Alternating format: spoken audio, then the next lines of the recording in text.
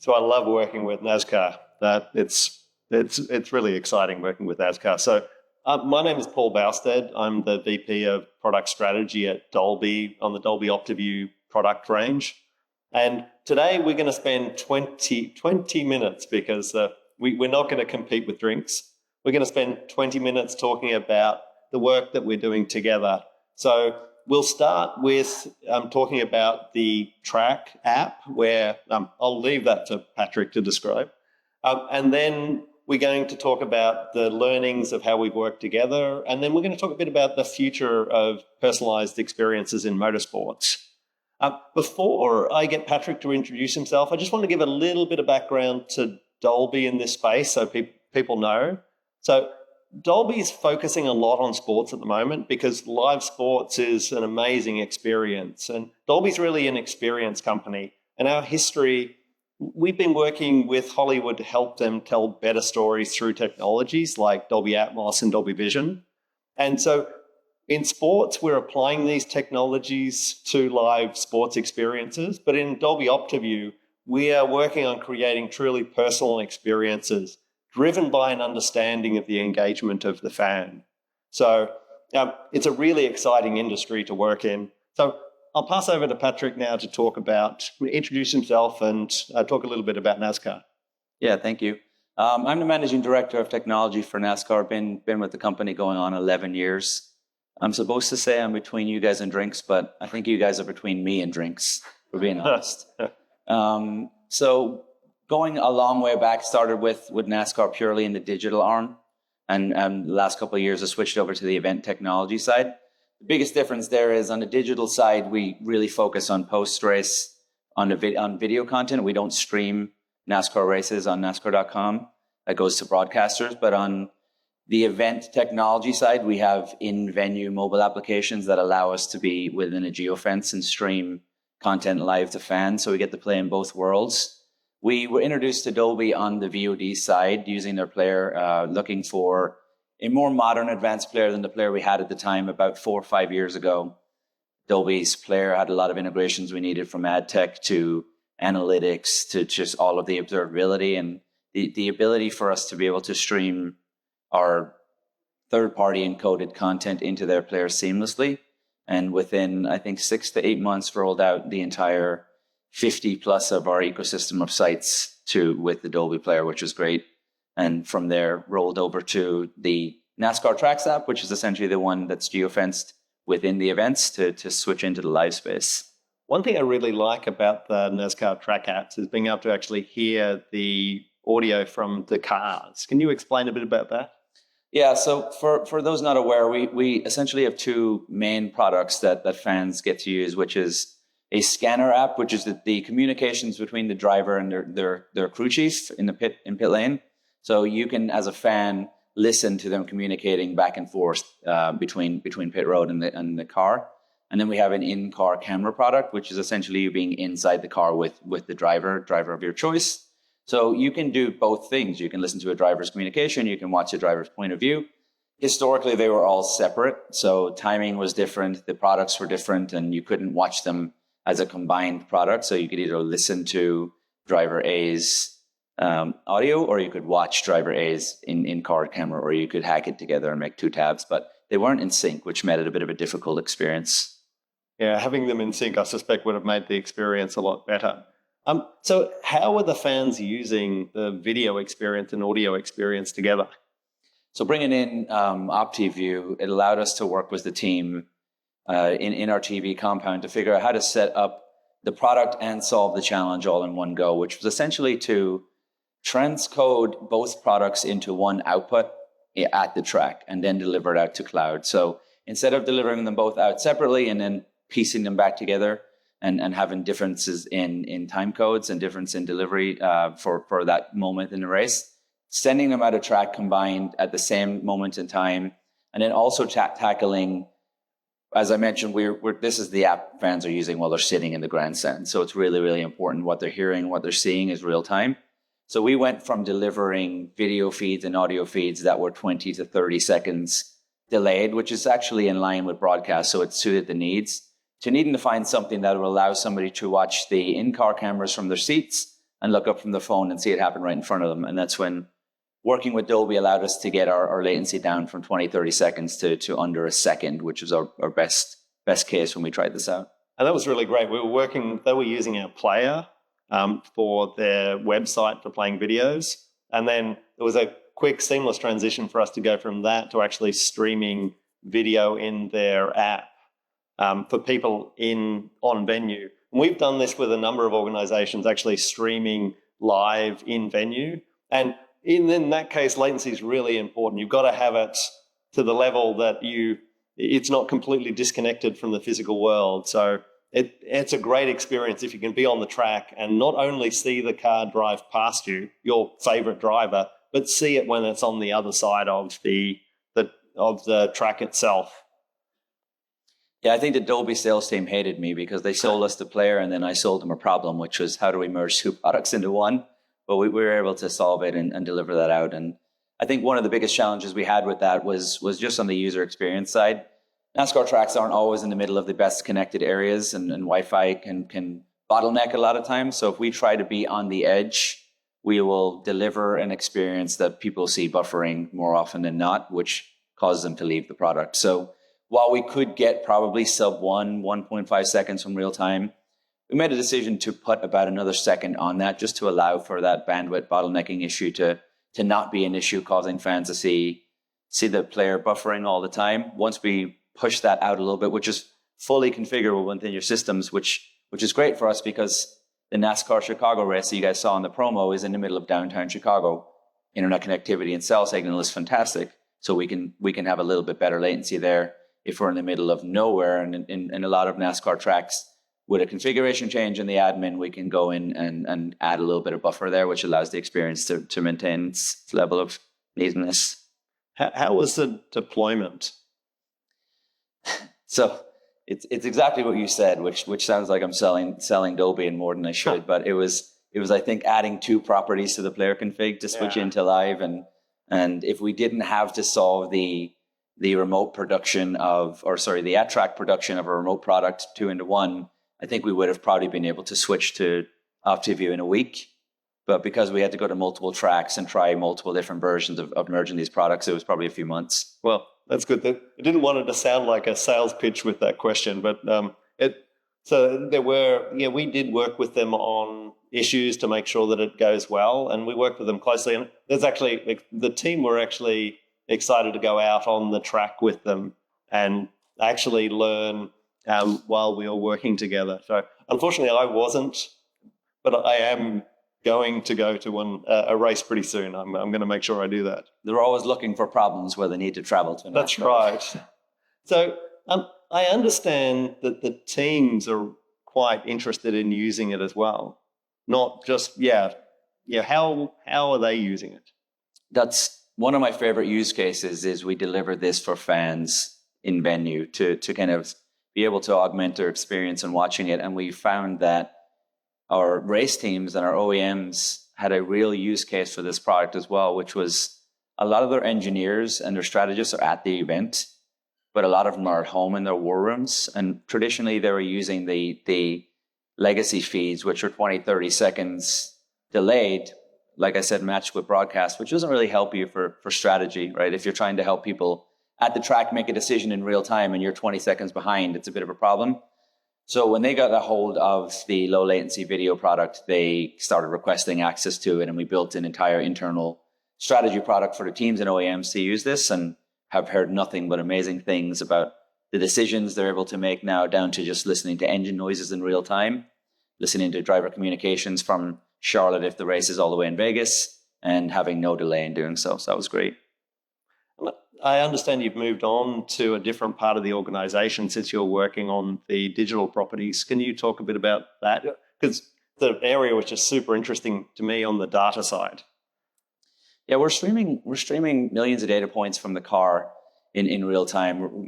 We're getting data of the car at 10 hertz. We're getting 10 messages a second, miles per hour, engine speed, throttle, steering angle, brake pressure, all the way to GPS within 10 centimeters of accuracy, to timing and scoring loops, which is essentially transponders in the car, pinging loops around the track and getting car position, whether they're high and low on the track, their heading, their velocity, everything in between. So that's products that we can deliver out to broadcasters. That's products we can deliver to the teams and the OEMs for race strategy decisions. That's products we can give to our digital partners to build leaderboards and everything in between. So they have, real-time maps with cars going around, we call bubbles, and showing the real-time miles per hour of whatever driver they're favoriting and watching. So my job used to be to consume that data on the digital side, and switched over roles to the event side of the business in event tech. And my job then became ensuring that data left the track and got out to all the consumers. And this is actually a good segue to what we want to talk about next, which is future experiences for motorsports. Not necessarily NASCAR, but what are the problems to create experiences within motorsports? And I'll start off by talking a little bit about our experience. So motorsports has got unique challenges for engagement and experiences. So produced feed follows a number of cars around the track and switches between cameras. And it shows one story that's happening on the field, or switches between stories. And so that's one view, which is the view for a generic audience. However, with motor racing, there's many cars on the track and they're not within the camera view. So one thing that's really interesting to us is, can we create experiences where people can watch what they want to watch? And there are a couple of options here. One is to just enable the viewer to look at all of the camera angles, so which is in the Tracks app. So in a very engaged viewer can flick through the camera angles, follow the car that they're interested in, swap between track and car cameras. However, the person has to engage themselves. So one thing that at Dolby we really see is, how do we enable a personalized fan experience in motorsports that actually produces a feed for the viewer to keep them watching in a lean back way? So not actually having to engage themselves, but can we use an understanding of that viewer to give them a lean back experience which keeps them watching? And for that, the data side is hugely important. Understanding what's happening on the racetrack really helps you try and create those experiences, and some understanding of the user as well. What are your thoughts on the future of motorsport, online experiences? Yeah, I 100% agree. I think the feedback we get from fans a lot of time is, the broadcaster's storyline that they're following might not match up with the fan's favorite driver, who may not be in the middle of an intense battle at the moment. So they're out of broadcast view, and that fan is really wanting to digest that content. And I think that the statement that I like the most is, today we generate one feed for 50,000 people, where I think we're going to work slower. We'll generate 50,000 feeds for one person. So I think we'll get there pretty soon, in the next probably 24 months, where you will have very personalized, tailored, broadcast quality versions of an event that is just for you. Yeah, and that's a big concentration with us at Dolby. And we got a number of demos at the booth, so I won't talk more about it than that. But if you're interested in personalization, which is driven by the fan's engagement as opposed to just creating experiences where the fan has to engage themselves, so actually creating a personal director experience, that's something that we're pretty engaged in at Dolby. So what's next for you with NASCAR? AI. Everything we talk about today is driven by, how can we personalize to an individual fan, which always feeds itself to AI. We have so much data that we have at our disposal about, fan segments to real-time race data. And that's where we need to focus our efforts, is how do we pair that with video and audio, the real-time raw data, and make it so that a casual fan can come to a NASCAR event and feel as informed as an avid fan. How do we tell a story to the left side of the room in a way that they get, and in the right side of the room in the way that they get, without anybody feeling like they're missing something? Yeah, and I think actually telling the story for the particular viewer, I think it's really important for new fans to a sport or to NASCAR.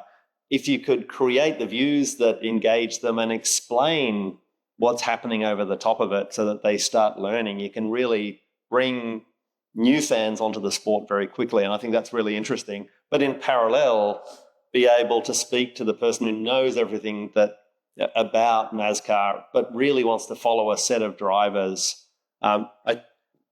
That's kind of key. The key problem we see is actually trying to work out what will engage the viewer. And that's the hard problem I think the industry needs to solve at the moment.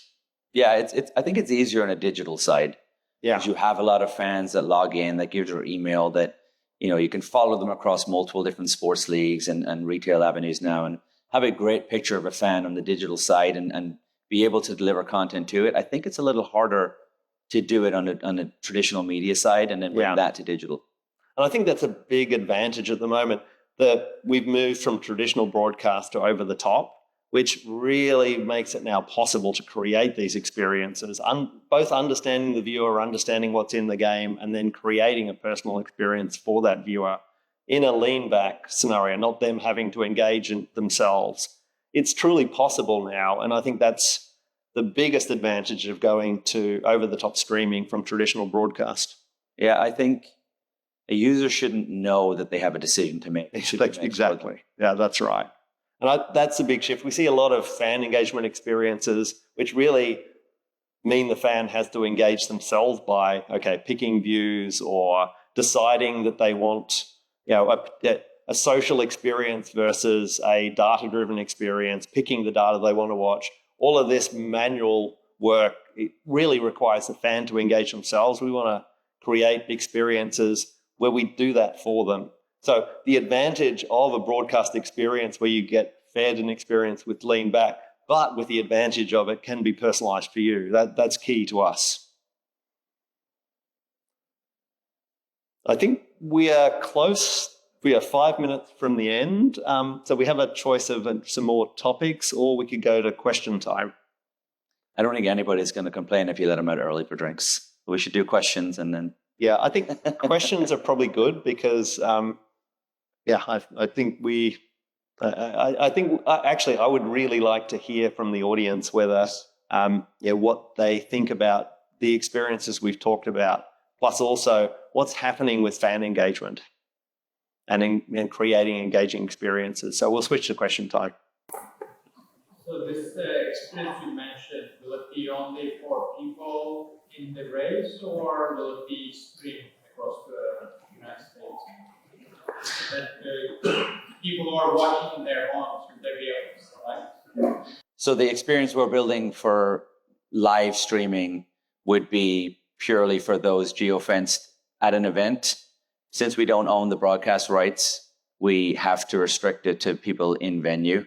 So unfortunately can't put that into our main NASCAR mobile app and have that to anybody at home.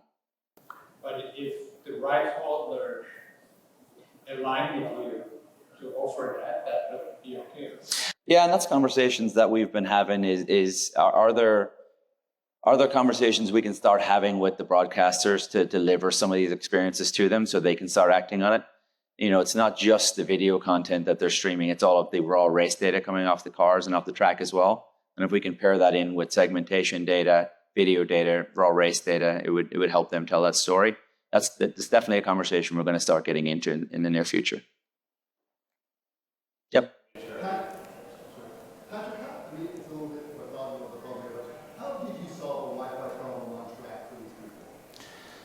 I was told to repeat the question, so I feel awkward doing it. But how do we solve the Wi-Fi at track? So we've done a few different things. The team that manage a lot of that infrastructure have done a really good job of increasing the bandwidth at tracks.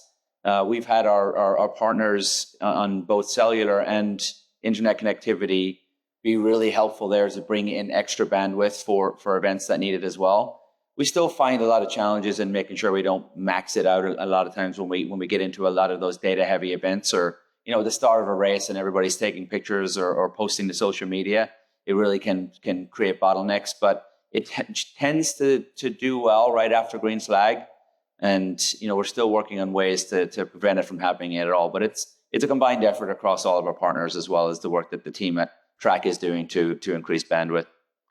And technology is improving over time. So with Wi-Fi 6 and Wi-Fi 7, you can create better on-site deployments. And obviously, mobile 5G microcell deployments are quite are excellent in these sorts of scenarios. They're better in big venues, so you can have very well provisioned 5G networks within a stadium, for example.